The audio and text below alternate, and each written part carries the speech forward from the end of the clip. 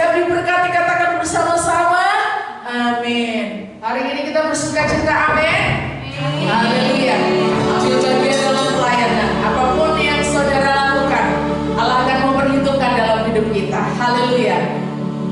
Kirim cahayamu akan memberkati. Mari bersuka cita bersama-sama dengan keluarga kita. Membangun pelayanan yang kita percayakan atas hidup kita. Haleluya. Dengan bersuka cita, kita bersuka bersama.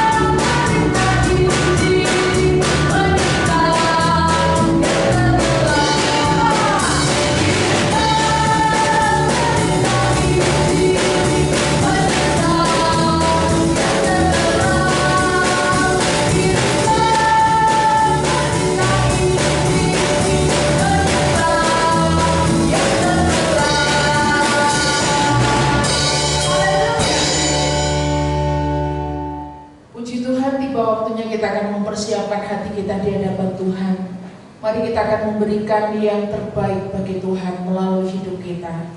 Biarlah setiap kerinduan kita boleh ada untuk boleh melayani Tuhan dengan hidup kita. Haleluya. Terima kasih Tuhan. Kami bersyukur untuk hidup ini. Kami percaya kuasa-Mu memberkati kehidupan kami hari ini. Haleluya.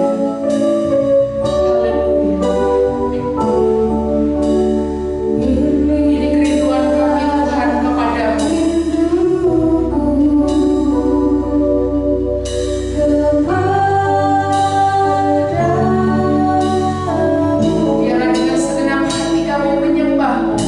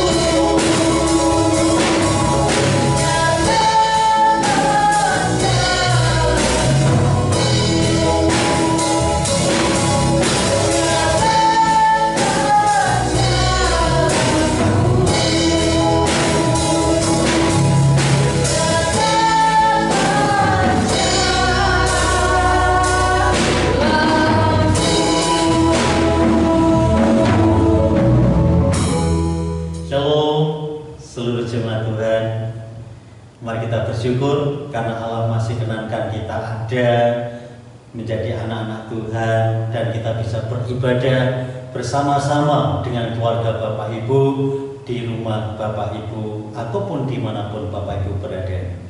Satu hal yang perlu kita syukuri bahwa Allah yang kita sembah itu adalah Allah yang tidak pernah meninggalkan kita sekalian di setiap langkah yang kita jalani, dan kita boleh memasuki puncak bulan misi Gereja Kemah Injil Indonesia tahun 2021 walaupun kita dibatasi dengan kondisi yang ada. Kita akan belajar firman Tuhan pada saat ini, namun sebelumnya mari kita awali dengan berdoa terlebih dahulu. Mari kita berdoa. Bapa, kami bersyukur kalau saat ini masih Kau berikan kesempatan bagi kami untuk menikmati berkat firman-Mu. Dan kami bersyukur bahwa Pastor Kudus-Mu berkarya membawa kami mengerti dan kami ada dalam rancangan-Mu, karena Engkau memanggil setiap kami dari anak-anak-Mu untuk menjalani dan menikmati keberkatan-Mu. Mari Roh Kudus berbicara bagi kami sambut hanya di dalam nama Tuhan Yesus. Haleluya. Amin. Nah, saudaraku yang terkasih, firman Tuhan saat ini diambil dari Kisah Rasul pasalnya yang kedua. Kisah Rasul pasal 2 ayat 44 dan 45, demikianlah firman Tuhan. Dan semua orang yang telah menjadi percaya tetap bersatu, dan segala kepunyaan mereka adalah kepunyaan bersama. Dan selalu ada dari mereka yang menjual harta miliknya, lalu membagi-bagikannya kepada semua orang sesuai dengan keperluan masing-masing. Amin.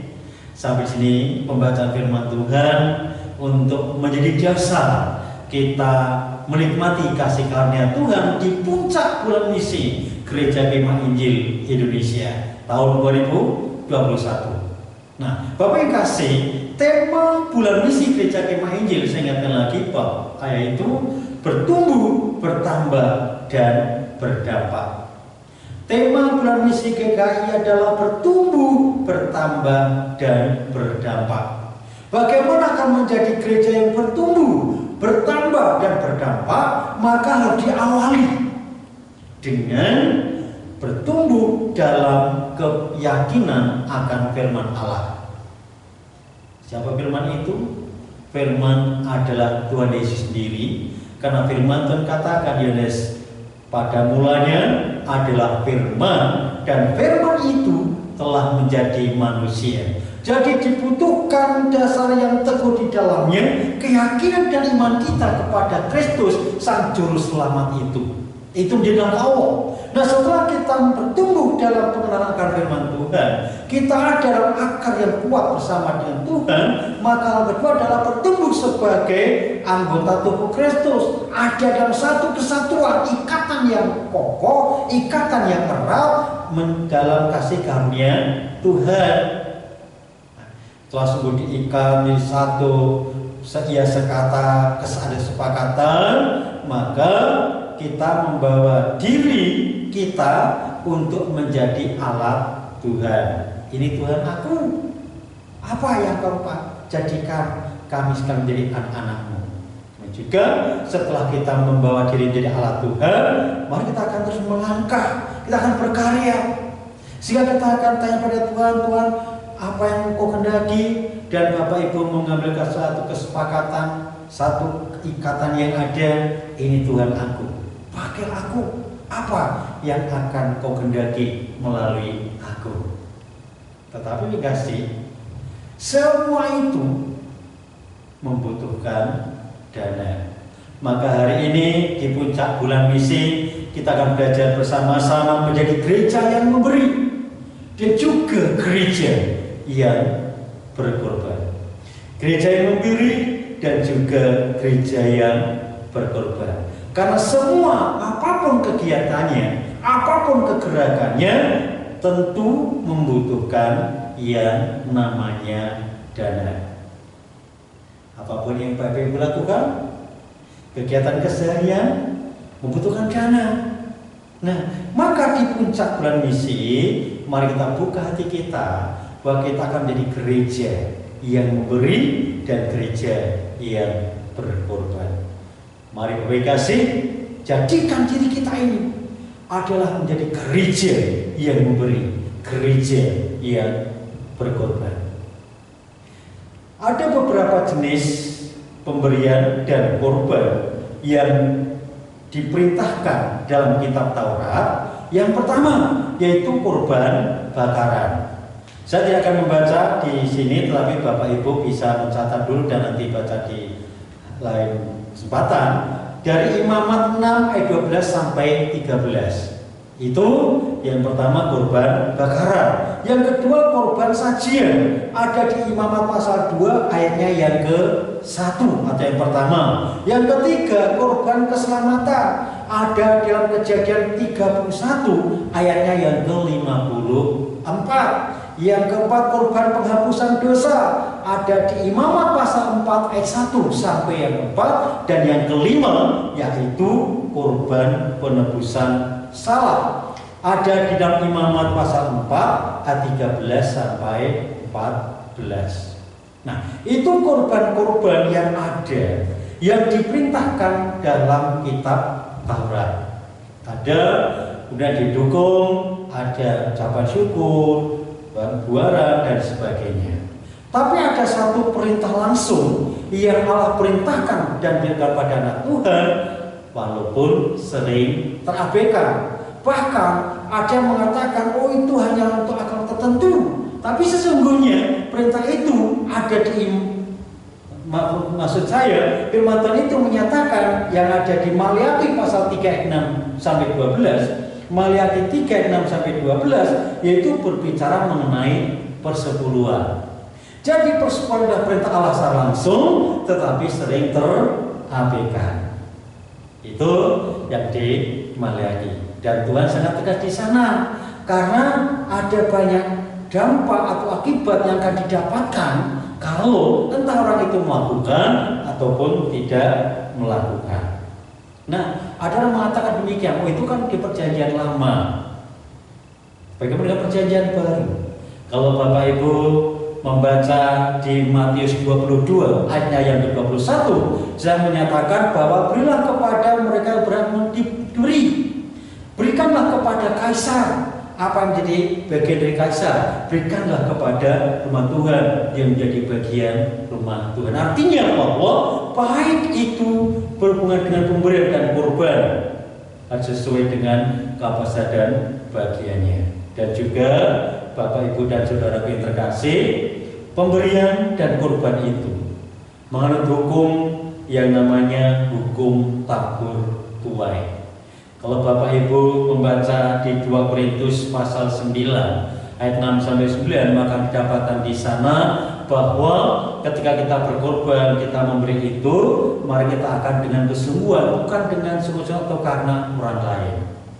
Dan siapa yang menabur banyak akan menuai banyak, tetapi yang menabur sedikit akan menuai sedikit pula. Nah, itu beberapa dasar mengapa sih kita memberikan persembahan, mengapa memberikan korban. Nah, demikian juga ketika seseorang mengembalikan persepuluhannya kepada Tuhan yang ada di Maliaki, kemudian di Matius dan beberapa yang lainnya, maka sikap dalam memberikan persepuluhan itu, memberikan persepuluhan merupakan ungkapan hatinya dengan bersyukur. Kenapa? Tuhan telah memelihara, Tuhan telah melawat dan menyergipkan kita.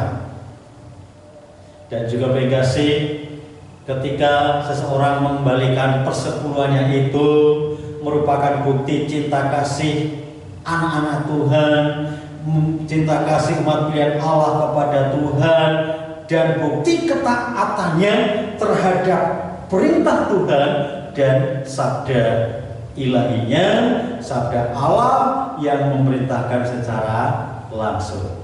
Nah, itu beberapa jenis, baik yang tertulis di dalam kitab Taurat maupun yang diperintahkan langsung oleh Allah, yaitu memang 10% dari penghasilan kita adalah milik Allah.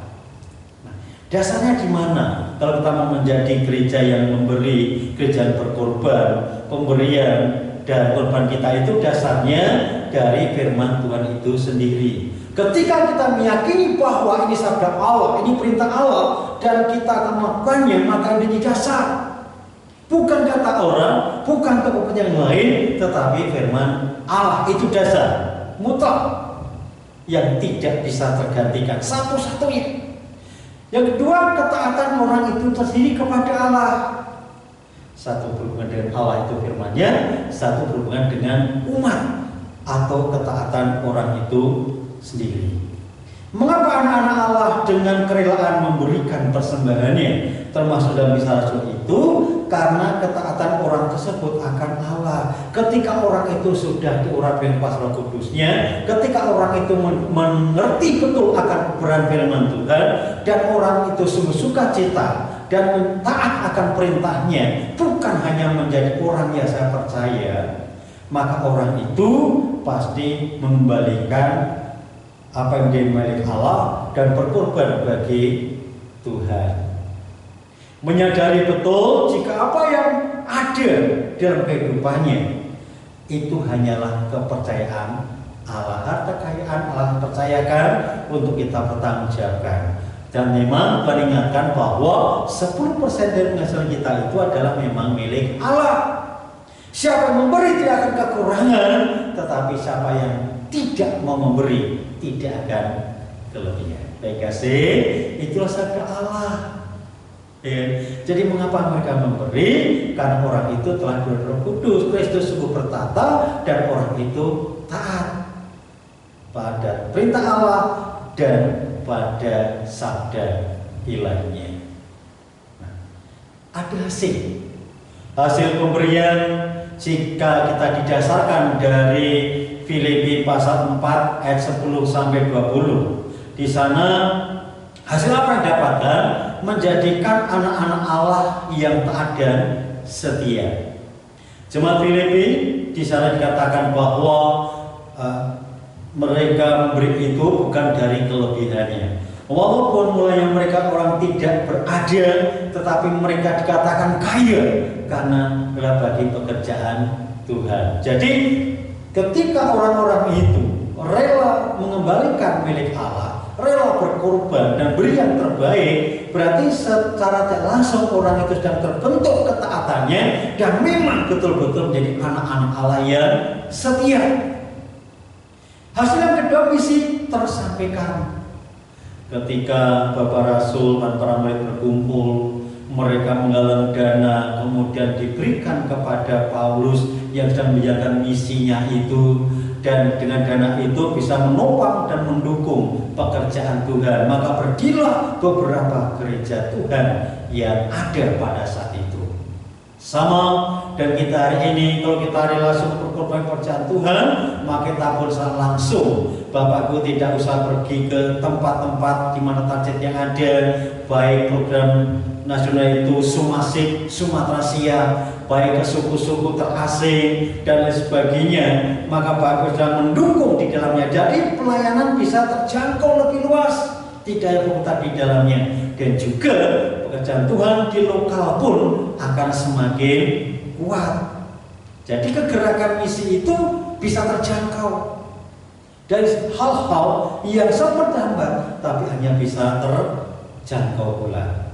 Yang ketiga, rupa-rupanya dengan kita mengembalikan apa yang menjadi milik Allah, kita memberi dan berkorban bagi Tuhan. Di sana kita sedang membukakan pemeliharaan Allah nyata dalam kehidupan anak-anaknya. Tuhan mengatakan bahwa ketika kita membalikan milik Allah, maka Allah akan membukakan tingkap langit-langit berkatnya pada kita sekalian. Nah, berarti ada membuka keberkatan itu, sedang buka pemeliharaan Allah. Dan apapun yang kita persembahkan, apapun yang kita korbankan, tidak akan kembali dengan sia-sia. Firman Tuhan katakan, bahkan secangkir air putih pun ketika untuk mendukung pekerjaan Tuhan akan menjadi berkat bagi orang itu dan menjadi berkat bagi orang yang memberinya. Yang keempat, Allah itu terus membukakan keberkatan, lawatan, dan penyertaannya. Keberkatan Allah tercurah bagi anak-anaknya, sehingga janji Tuhan yang mengatakan sampai masa tuamu aku menghidup engkau menjadi bagian hidup dan kehidupan kita sekalian. Maka dari itu, Bapak, Ibu, dan saudaraku yang terkasih, di puncak bulan misi ini marilah kita memberikan yang terbaik bagi Tuhan. Kita akan memberikan persembahan khusus pada hari ini untuk mendukung kegerakan misi yang ada. Siapkan hatimu, siapkan kehidupanmu, pribadi lepas pribadi, berdoa sungguh di hadapan Tuhan. Seberapa dukungan Bapak Ibu untuk mendukung kegerakan misi dengan persembahan khusus ini, itu semua tidak akan kembali dengan sia-sia. Bapak Ibu sudah mengambil bagian untuk kegerakan pekerjaan Tuhan, sehingga kita boleh menjadi gereja yang memberi, gereja yang berkorban. Tuhan Yesus memberkati, tetap semangat di dalam Tuhan. Amin. Mari kita berdoa. Kami bersyukur untuk firman-Mu saat ini ya Bapa. Engkau membawa kami semakin mengerti bahwa Engkau memanggil kami menjadi anak-anak-Mu dalam satu kesatuan. Engkau menetapkan kami menjadi alat-alat-Mu untuk menjangkau jiwa-jiwa, bahkan suku-suku yang terasing atau terabaikan. Mari Bapa, saat ini kami mau memberikan yang terbaik untuk mendukung pekerjaan Tuhan di bulan misi saat ini. Kami menyambut kuasa-Mu, menyambut urapan-Mu, dan anak-anak mempersembahkannya hanya di dalam nama Tuhan Yesus. Kami sambut berkat firman-Mu saat ini. Haleluya. Amin. Dalam bulan misi ini, mari kita sebagai warga Gereja Kemah Injil mengingat kembali untuk kita terus bisa bersatu dalam iman, bekerja di ladangnya Tuhan dengan penuh kegembiraan memuliakan Tuhan. Mari Kemah Injil, mari kita nyanyikan bersama-sama dengan penuh semangat ada dalam kehidupan kita. Haleluya. Amin.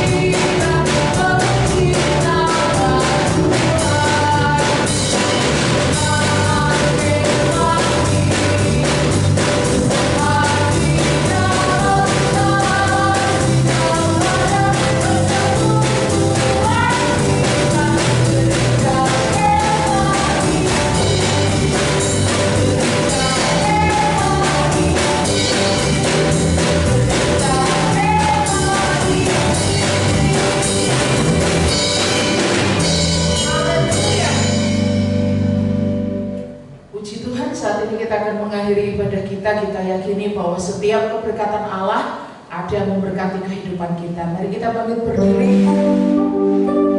Biarlah sampai akhir kita menutup mata, Tuhan memberkati kita semuanya.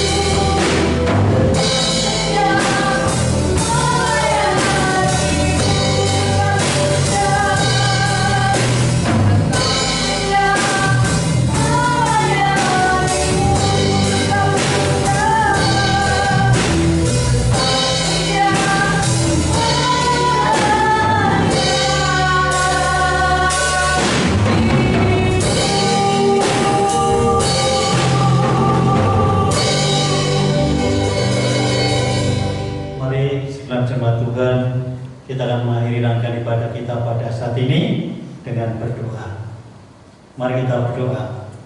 Segala ucapan syukur kami persembahkan kepada-Mu ya Bapa. Kalau kami boleh ada bersama-sama dengan keluarga kami untuk menyembah dan mengagungkan Engkau, kami juga bersyukur kepada-Mu ya Bapa, karena bulan misi Gereja Kemah Injil Indonesia sepanjang bulan Agustus ini boleh terselenggara karena Engkau Allah yang ajaib dan perkasa itu yang memperkenankannya di dalam segala kondisi yang anak-anak-Mu hadapi. Hamba juga bersyukur kepada-Mu ya Bapa, oleh karena pemeliharaanmu kepada kami sekalian, sehingga kami sanggup menghadapi berbagai hal yang terjadi. Dan kami bersyukur segala sesuatu yang terbaik itulah yang Kau kenankan terjadi atas anak-anak-Mu sekalian. Saat ini pula ya Bapa, hamba serahkan anak-anak-Mu yang sedang mengalami kelemahan tubuh, apapun sakit penyakitnya, apapun kelemahan tubuhnya, kami pertaruhkan hanya di dalam nama Tuhan Yesus. Kuasa-Mu, jamahan-Mu, dan bilur-bilur-Mu menyembuhkan anak-anak-Mu.